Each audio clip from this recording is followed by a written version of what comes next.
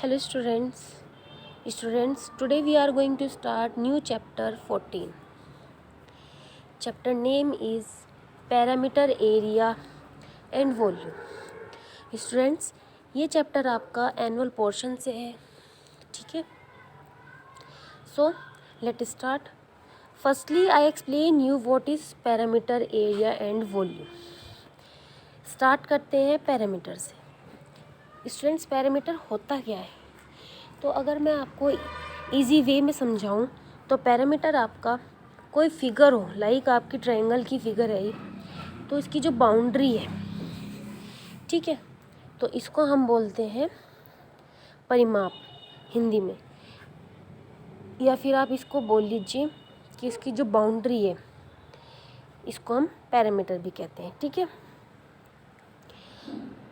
एक दूसरा एग्जांपल देती हूँ.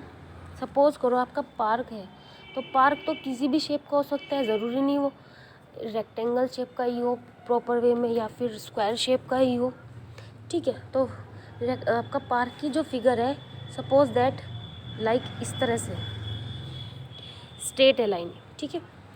तो इसकी जो बाउंड्री है ये आपकी पैरामीटर में आएगी, ठीक है. इसकी जो यूनिट होती है स्टूडेंट्स, वो हमेशा सिंगल होती है. लाइक अगर क्वेश्चन आपको 9 सेंटीमीटर दिया गया है तो ये इसकी सेंटीमीटर क्या है, यूनिट है. जैसे कि आपको पता है लेंथ की यूनिट किस में होती है, मीटर में होती है, ठीक है. एंड वेट की किस में होती है, ग्राम में होती है. कैपेसिटी की किस में होती है, लीटर में होती है. तो इस तरह से आपका ये यूनिट होती है, ठीक है. अब बात आती है कि आपको यूनिट का यूज़ कैसे करना है. तो यूनिट कब, मतलब कि आपको पता कैसे चलेगा कि आपको कैसे लिखना है इसको. तो ये ऐसे पता चलेगी, आपको क्वेश्चन में दिया जाएगा. लाइक क्वेश्चन में आपको कहा है कि 18 मीटर, तो ये आपकी क्या हो गई, यहाँ पर यूनिट हो गई, ठीक है. इस चीज़ का आप ध्यान रखेंगे बहुत ज़्यादा लास्ट में, चाहे आपने क्वेश्चन में ऊपर लिखा है या नहीं लिखा है, डजेंट मैटर. बट अगर आपने आंसर में नहीं लिखा, यूनिट का यूज़ नहीं किया, तो वहाँ पर आपका मार्क कटेगा, ठीक है. इसके बाद है आपका एरिया. तो एरिया क्या होता है आपका स्टूडेंट्स, सपोज़ फिर से मैं आपको ट्रायंगल से एक्सप्लेन कर देती हूँ. ये आपकी फिगर है ट्रायंगल की, इसका जो अंदर का ये पार्ट है, ठीक है, ये जितना भी एरिया है सब टोटल बाउंड्री से अंदर की तरफ ले लीजिए, ठीक है. ये सब इसका आपका एरिया के अंदर आता है, ठीक है. एरिया की जो यूनिट होती है आपकी स्टूडेंट्स, वो होती है मीटर स्क्वायर. आपकी यूनिट जो होती है स्क्वायर यूनिट होती है. तो यूनिट किस प्लेस पे क्या आएगा, लाइक सेंटीमीटर, मीटर, ठीक है. इस तरह से मैं आपको एक बार और लिख के दिखा देती हूँ. आप इसको दो तरीके से लिख सकते हैं, या तो आप स्क्वायर को शॉर्ट में लिख के ऐसे स्क्वायर एंड सेंटीमीटर लिख लीजिए, ठीक है, या फिर आप इसको सेंटीमीटर स्क्वायर भी लिख सकते हैं. आपको ध्यान रखना है, अगर पैरामीटर फाइंड कर रहे हो तो आपको स्क्वायर नहीं लगाना है, आपको स्क्वायर नहीं लगाना है, ना ही लिखना है. और अगर आप स्क्वायर फाइंड नहीं कर पैरामीटर फाइंड नहीं कर रहे हो, केवल आप क्या कर रहे हो, एरिया फाइंड कर रहे हो, तो वहाँ पे आपको स्क्वायर का यूज करना है. और पहचान भी क्वेश्चन में, अगर आपको क्वेश्चन में ये नहीं समझ आ रहा है कि क्वेश्चन में एरिया पूछा गया है या पैरामीटर पूछा गया है, क्या पूछा गया है, तो आप ये ईजी वे होता है बहुत ही वहाँ से फाइंड करने का, ठीक है. स्क्वायर से पता चल जाता है आपको कि ये एरिया है या क्या लिखा है, ठीक है. उसके बाद है आपका वॉल्यूम. तो वॉल्यूम क्या होता है, वॉल्यूम होता है, सपोज़ करो आपकी कोई शेप है. फिलहाल मैं आपको क्यूब से एक्सप्लेन कर देती हूँ. ये क्यूब आपकी इस तरह से बनती है. तो इसमें क्या होता है, लंबाई आपकी लेंथ, हाइट एंड ब्रेथ होती है, उसके द्वारा जो स्पेस घेरा जाता है वो आपका वॉल्यूम में आता है. तो इसके द्वारा कैसे घेरा जाता है, सपोज करो, अब मैं आपको एक एग्जांपल ईंट से समझाती हूँ. ईंट है आपकी, ठीक है. तो ईंट है, ये मैं आपको थोड़ा सा इसको कवर्ड सा कर देते हैं, इससे आपको लगेगा कि ईंट सी है, ठीक है. इस तरह से ईंट सी. तो ये आपका फर्श है, ठीक है. फर्श में आप एक ईंट लगाओगे, दो, ऐसे तीन, फिर इस तरह से, ठीक है. तो पहली ईंट आपकी यहाँ जाएगी, फर्स्ट यहाँ, तो इसके द्वारा जो स्पेस यहाँ घेरा जाएगा फर्स्ट ईंट के द्वारा, ठीक है. तो ये आपका वॉल्यूम के अंदर आता है, ओके. तो ये तो वो आपका केवल अभी मैंने जो आपको बताया पैरामीटर, एरिया एंड वॉल्यूम के बारे में. इसके अब आपको क्या है, क्वेश्चन करना बहुत ही ईजी हो जाएगा। अभी मैं वॉल्यूम में आपको एक चीज़ बताना भूल गई, वो आपको मैं एक्सप्लेन कर देती हूँ पहले। तो उसमें क्या है कि यूनिट क्या होती है, इसकी भी एक यूनिट होती है। जैसे पैरामीटर की यूनिट क्या होती है, सिंपल है, सेंटीमीटर होती है। अगर एरिया की बात करें तो सेंटीमीटर स्क्वायर होती है। तो अब वॉल्यूम की क्या होती है, तो वॉल्यूम की होती है, ये तो हो गई आपकी एरिया की, ये पैरामीटर की। तो वॉल्यूम की क्या होती है, सेंटीमीटर की क्यूब। यानी कि यूनिट जो भी आपको गिवन होगी उसमें आपको केवल किसका यूज करना है, 3। ऐसे इसको बोलते हैं 3 को क्यूब, या फिर हम इसको ऐसे भी लिख सकते हैं क्यूबिक करके भी, या फिर इसको हम सिंपल वे में CU भी लिख सकते हैं, ठीक है। एंड सेंटीमीटर इस तरह से, या फिर सेंटीमीटर की क्यूब, ऐसे 2-3 तरीके हैं लिखने के, ठीक है। अब आपको क्या एक्सरसाइज बहुत इजी हो जाएगी समझना। अब मैं आपको एक बार थोड़ा सा क्या है इसके जो इसके फॉर्मूलाज हैं एक बार वो पढ़ा देती हूँ, उसके बाद आपको बहुत ही अच्छे से समझ आ जाएगा, ठीक है। फिर एक्सरसाइज शुरू करेंगे। तो इसके जो फॉर्मूले एक बार रीड कर लेते हैं अकॉर्डिंग टू क्लास 5th। वैसे तो इसमें और भी फॉर्मूले होते हैं, बट अकॉर्डिंग अभी आप क्लास 5th में उसके यही क्वेश्चन जो आपकी एक्सरसाइज है उनमें इनका ही यूज़ होगा केवल। तो सबसे पहले पैरामीटर से शुरू करते हैं। पैरामीटर के आपके 3 फॉर्मूले हैं। पहला है, फर्स्ट है आपका पैरामीटर ऑफ स्क्वायर, इसका फॉर्मूला है आपका 4 इंटू साइड, ठीक है। सेकंड है आपका perimeter of a rectangle 2 into length plus breadth, ठीक है। 3 है आपका perimeter of triangle equals to sum of lengths of 3 sides, ठीक है। तो अभी इनकी यूनिट किस में यूज़ होगी, जैसे कि मैं आपको बता चुकी हूँ किस में यूज़ होगी स्टूडेंट्स, सिंगल, ठीक है। उसके बाद है आपका एरिया। एरिया के 2 फॉर्मूले हैं। पहला area of square side into side, इसकी यूनिट में यहाँ पे नहीं लिखी हूँ स्क्वायर यूनिट करके, बट यहाँ पे स्क्वायर यूनिट आएगा, ठीक है। अब इसको अपनी फेयर कॉपी में जब लिखेंगे तो स्क्वायर यूनिट कर लेना। उसके बाद है आपका 5th area of rectangle. Rectangle का फॉर्मूला क्या है स्टूडेंट्स आपका, यहाँ सब देखें, लेंथ इंटू ब्रेथ, ठीक है। और यूनिट क्या है आपकी, स्क्वायर यूनिट। 6 और 7 जो है आपके वे हैं वॉल्यूम के, ठीक है। ये वॉल्यूम ऑफ क्यूबॉइड का है, जो रेक्टेंगल से क्यूबॉइड बनती है, एंड वॉल्यूम ये स्क्वायर से क्यूब बनती है, वो ये है। साइड इंटू साइड, इस मतलब कि इसमें 3 बार गुना होती है इसलिए। तो क्यूबिक यूनिट्स, ठीक है। ये मैं आपको बता चुकी हूँ पहले से, अभी समझाया था आपको, ठीक है। अब चलते हैं हम एक्सरसाइज पर अपनी। एक्सरसाइज जो है हमारी 14A है। इसमें आपका क्वेश्चन नंबर फर्स्ट जो है, find the perimeter of the square in which side is. आपको यहाँ से फाइंड क्या करना है, पैरामीटर किसका, स्क्वायर का। फॉर्मूला क्या है पैरामीटर ऑफ स्क्वायर का, जैसे कि मैंने आपको अभी रीड कराया था, 4 इंटू साइड, ठीक है। 4 इंटू क्या होता है, साइड, ओके। क्वेश्चन क्या दिया है आपको, 9 सेंटीमीटर, मतलब इसकी जो साइड गिवन है आपको, ए में दिया 9 सेंटीमीटर, बी में दिया 12 सेंटीमीटर, सी में दिया 40 सेंटीमीटर। मैं आपको एक क्वेश्चन कराऊंगी यहाँ से 9 सेंटीमीटर, बाकी आप रफ कॉपी पर ट्राई करना, क्योंकि सब में आपको साइड इसने अलग अलग दी है, अलग अलग तरीके से आप खुद करना, ठीक है। तो 9 सेंटीमीटर जो है आपका, वो साइड है किसकी, स्क्वायर की। अब मैं आपको स्क्वायर की चीज़ बता देती हूँ। आपको पता है स्क्वायर की शेप कैसी होती है, ऐसी होती है। अगर एक, क्योंकि इसकी जो चारों लाइन होती है वो इक्वल होती है। सपोज़ अगर ये 4 है तो ये भी 4 होगी, ये भी 4 होगी, ये भी 4 होगी, ठीक है। ये तो आपको पता है, आपने 3rd 4th में भी पढ़ा होगा इस बारे में। तो स्टूडेंट्स आपको क्या करना है, अब इन्होंने, ये तो मैंने आपको एग्जांपल से समझाया, अभी मैं आपको थोड़ा सा क्वेश्चन के बारे में बता देती हूँ। तो जैसे कि स्क्वायर की कोई शेप है, तो इसने क्या दिया है हमको, 9 दिया है, ठीक है। फॉर्मूला क्या है, 4 इंटू 4। क्यों आया है ये यहाँ पे 4, ये इसलिए आया है क्योंकि स्क्वायर की जो साइड होती है वो 4 होती है, 1 2 3 4, तो इसलिए यहाँ पे 4 आया। तो अगर हम 4 की मल्टीप्लाई किसी भी एक साइड से कर दें तो वो आंसर बिल्कुल सेम आएगा, अगर हम इनको जोड़ें उसके ही बराबर आएगा, और आपकी जो यूनिट है उसको हम यहाँ पे लिख देंगे, ठीक है। तो जैसे कि आप देख सकते हैं, यहाँ पर 4 साइड हैं आपकी, 1 2 3 4, और एक साइड की जो उन्होंने आपको बताइए वो 9 बताई है, ठीक है। तो हमने 4 से 9 की मल्टीप्लाई कर दी, 36 सेंटीमीटर आ गया। या फिर इसको ये समझे कि अगर ये आपके स्क्वायर है, इसकी एक साइड 9 है, तो ये भी आपकी 9 होगी, ये भी आपकी 9 होगी, ये भी आपकी 9 होगी, ठीक है। तो अगर हम इन चारों को साइड को ऐड करेंगे तो तब भी आपका आंसर 36 सेंटीमीटर ही आएगा। तो ऐड करने में क्या है, थोड़ा प्रोसीजर लंबा हो जाता है, लेंथी हो जाता है, तो उसको शॉर्ट करने के लिए फॉर्मूले बनाए गए हैं। जैसे कि आपको अभी मैंने पढ़ाया है 4 इंटू साइड से, ठीक है, तो उससे सिंपल हो जाता है।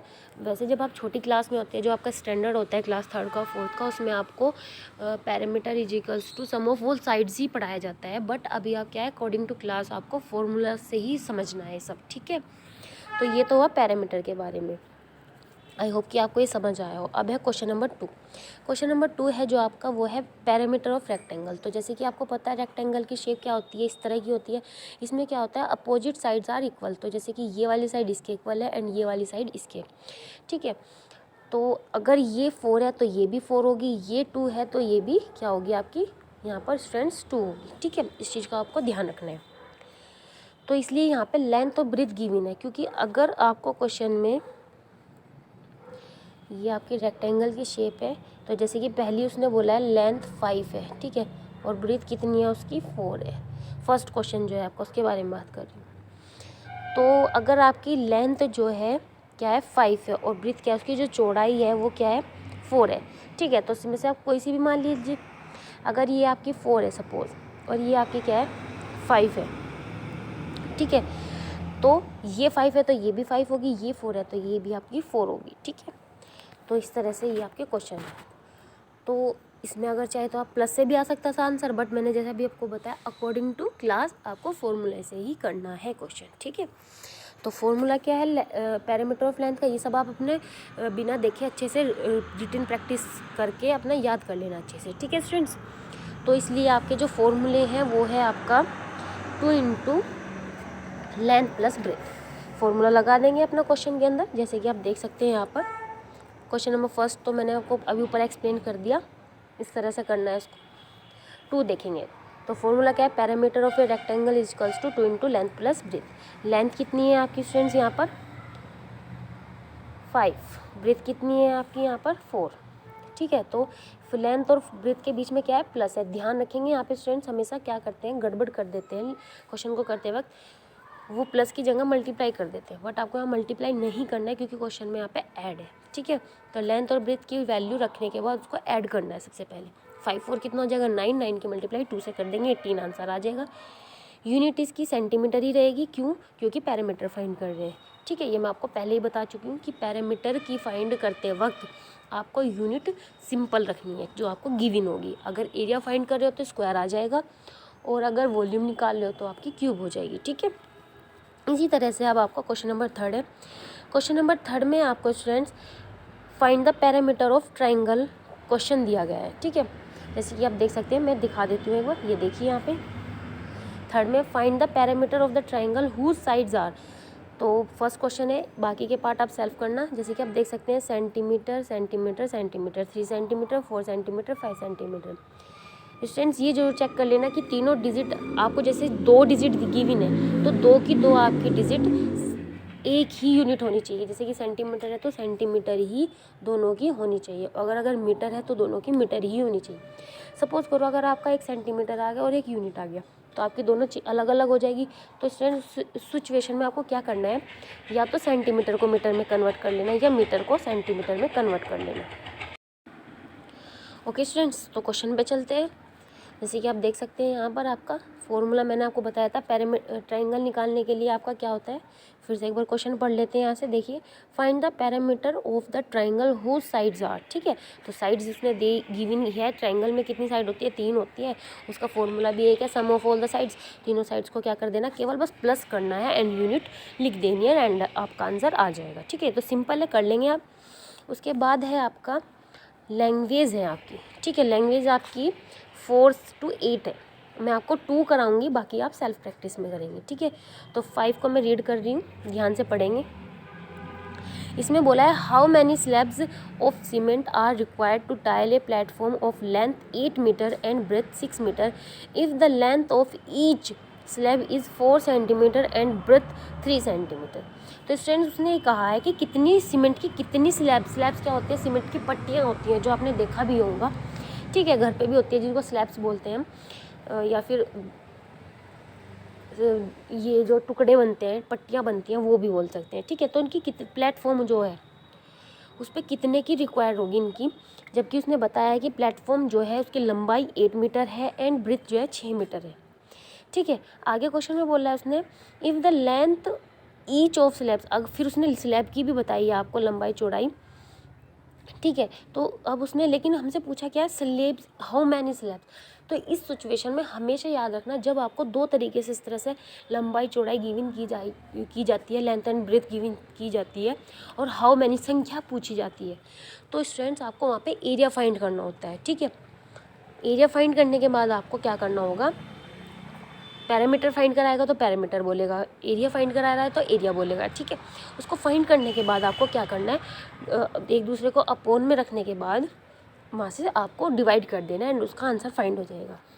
जैसे कि मैं आपको यहाँ पे दिखा देती हूँ, ठीक है। तो सबसे पहले आप यहाँ पे देखेंगे area of platform tile to be tiled, ठीक है। तो लेंथ कितनी गिवन है 8, ब्रेथ कितनी है 6 मीटर, तो एरिया कितना हो गया यहाँ पर, length into breadth equals to इतना प्लेटफॉर्म का, ठीक है। फिर है एरिया ऑफ स्लैब, तो स्लैब की भी उसने गिवन किया तो उसका भी एरिया निकाल लेते हैं यहाँ से, ठीक है। क्योंकि हमें स्लैब जो है भाई पैरामीटर में तो लगेगी नहीं, तो सिंपल सी बात है। अब आप सोचोगे मैम आपको यहाँ पे कैसे पता चलेगा कि पैरामीटर निकालना है कि या एरिया निकालना है, तो सीमेंट जो संख्या है स्लैब की वो आप पैरामीटर पे तो लगाओगे नहीं, एरिया मतलब कि उसके अंदर ही तो लगेगी ना स्लैब प्लेटफॉर्म में, ठीक है। तो इसलिए यहाँ पे एरिया फाइंड करना होगा।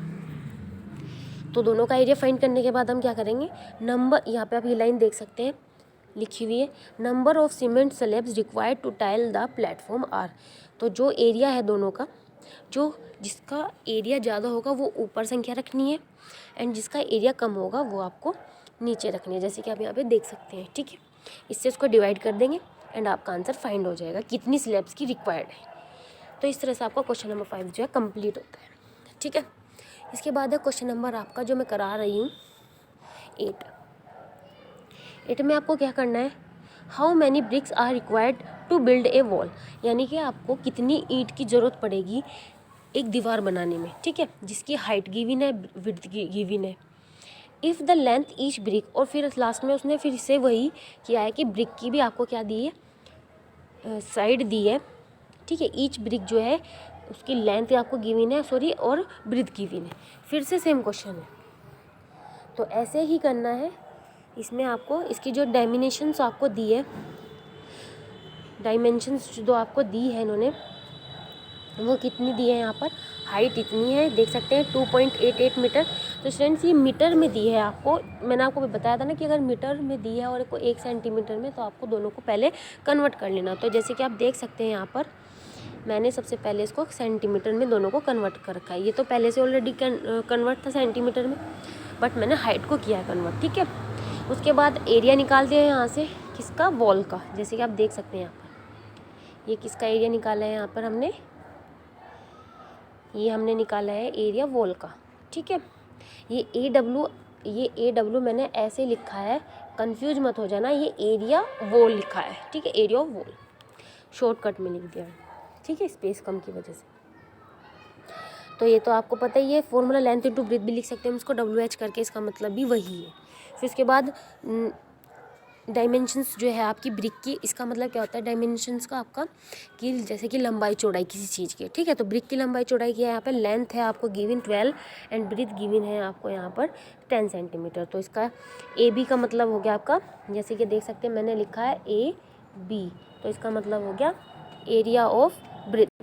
तो स्टूडेंट्स आपको क्या करना है, अब इसके बाद देखिएगा ध्यान से, यहाँ पे आपको ब्रिक का एरिया निकाल देना है लेंथ इंटू ब्रेथ से, ठीक है। लंबाई की गुना किस में करनी है आपको, मल्टीप्लाई किस में करनी है, ब्रेथ में। तो ये हो गया आपका 120 सेंटीमीटर। सेंटीमीटर यूनिट क्यों लगाइए, क्योंकि हम यहाँ से एरिया फाइंड कर रहे हैं, ठीक है। उसके बाद है number of bricks required is, तो number is equals to AW मतलब area of wall upon AB मतलब एरिया ऑफ ब्रिक, ठीक है। तो एरिया ऑफ वॉल कितना है 114,400 अपॉन एरिया ब्रीथ कितना है 120, ठीक है। इससे इसको डिवाइड कर देंगे। डिवाइड करने के बाद जो है आपका आंसर जो है 120 आएगा, ठीक है। इस तरह से आपका ये क्वेश्चन जो एक्सरसाइज है वो कंप्लीट होती है। आई होप कि आपको ये समझ आई हो फ्रेंड्स। इसकी जो अदर जो क्वेश्चन है फ्रेंड्स, ये जो मैं आपको PDF सेंड करूँगी, इसकी जो फेयर पेजेस हैं ये आपको क्या करना है अपनी नोटबुक में फेयर करना है। इसके अंदर जो क्वेश्चन आप प्रैक्टिस करोगे वो आप अपनी रफ कॉपी में प्रैक्टिस करना, ठीक है। ठीक है, रफ में करना है, फेयर नहीं करना है, बस फेयर यही काम करना है जो मैंने आपको सेंड किया है PDF के द्वारा, ठीक है। बाकी जो क्वेश्चन है आप स्टूडेंट उनका क्या करेंगे, रफ कॉपी में ट्राई करना। ओके, मैं आपको थोड़ा एक ये बता देती हूँ इस तरह का क्वेश्चन, लाइक 6 वाला, एक बार देख लीजिए, थोड़ा सा इसको पढ़ लीजिए। इसमें लिखा है find the cost of painting A square board of side इतना गिवन है, द रेट ऑफ स्क्वायर पर स्क्वायर सेंटीमीटर है। तो जैसे कि आप देख सकते हैं यहाँ पर स्टूडेंट्स लास्ट में क्या बोला है आपको, स्टार्टिंग में नहीं उसने बोला, यहाँ पे उसने बोला है फाइंड द कॉस्ट। अब आप सोचोगे कि फाइंड द कॉस्ट का तो कोई फॉर्मूला ही नहीं है, तो यार फाइंड कैसे करें, हम फाइंड क्या करें, मैम ने तो पेरीमीटर का फॉर्मूला लिखवाया है, एरिया का लिखवाया है एंड वॉल्यूम का लिखवाया है, तो हम यहाँ फाइंड कैसे करें। तो स्टूडेंट्स आप लास्ट में देखें उसने लिखा है 7 पर स्क्वायर सेंटीमीटर, तो यहीं से आपको पता चलता है कि आपको फाइंड क्या करना है, स्क्वायर सेंटीमीटर। इट मीन्स क्या फाइंड करना है, सबसे पहले एरिया फाइंड करना है, और जो एरिया आएगा उसके बाद क्या करेंगे, मल्टीप्लाई कर देंगे 7 से, क्योंकि ईच यानी कि अगर सपोज करो एक पेंसिल का मूल्य 7 है तो 10 का कितना हो जाएगा, 7 से मल्टीप्लाई करके 70 हो जाएगा, ठीक है। तो इसी तरह से आप यहाँ पे क्वेश्चन में पहले स्क्वायर जो आपको गिवन ई की साइड जो गिवन है वो 44 सेंटीमीटर है, कितनी है 44 सेंटीमीटर है, तो सबसे पहले एरिया निकाल लेना, फिर 7 से मल्टीप्लाई कर देना, आंसर आ जाएगा, ठीक है। इस तरह के क्वेश्चन आपके इसके अंदर होंगे। इसके अंदर अगर आपको क्वेश्चन कोई प्रॉब्लम आती है, स्टूडेंट्स किसी क्वेश्चन में प्रॉब्लम आती है करने में, तो आप पूछ सकते हैं, ठीक है, आपको बता दिया जाएगा क्वेश्चन। तो आई होप कि स्टूडेंट्स आपको ये सब समझ आया जो मैंने आपको समझाया है। Okay students, thank you and have a nice day.